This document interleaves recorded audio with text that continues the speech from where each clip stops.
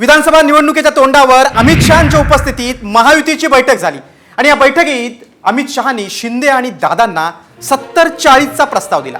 मात्र हा 70-40चा फॉर्म्युला काय आहे, हा फॉर्म्युला दादांना मान्य आहे का, यावरचा हा स्पेशल रिपोर्ट। शहांचा शिंदे दादांना 70-40चा फॉर्म्युला।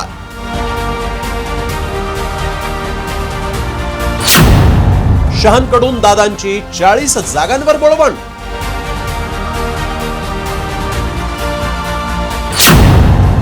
शिंदेंना हवाय लवकर जागा वाटप।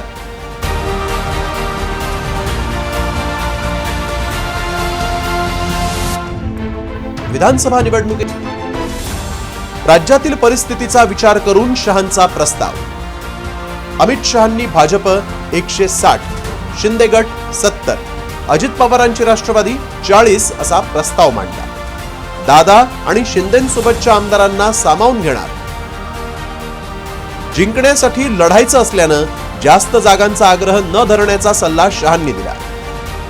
मुख्यमंत्री शिंदेंनी मात्र जागा वाटपाचा निर्णय लवकर घेण्याची मागणी केली। शिंदेंइतक्याच जागा देण्याची मागणी अजित पवारांच्या पक्षानं शहांकडे केल्याचं समजतं।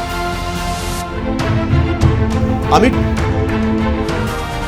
2019 मध्ये राष्ट्रवादीनं 54 जागा जिंकल्या होत्या। दादांसोबत अपक्ष आणि काँग्रेसचे मिळून 4 ते 5 आमदार आहेत। निवडून येण्याची क्षमता असलेल्यांना जागा देण्याची मागणी। राष्ट्रवादीला किमान 65 जागा देण्याची अजितदादांची मागणी।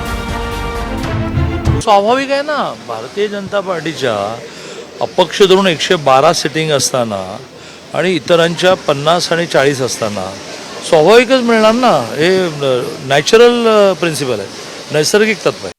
कुठलीही नाराजी नाही, काही नाराजी नाही, सगळं समन्वयाने होत आहे आणि महायुतीमध्ये आम्ही 100% जिंकणार आणि महायुती अधिक मजबूत, अधिक घट्ट आणि निवडणुकीला सामोरी जाते। त्यामुळे तुम्ही चिंता करू नका, सर्व व्यवस्थित आहे।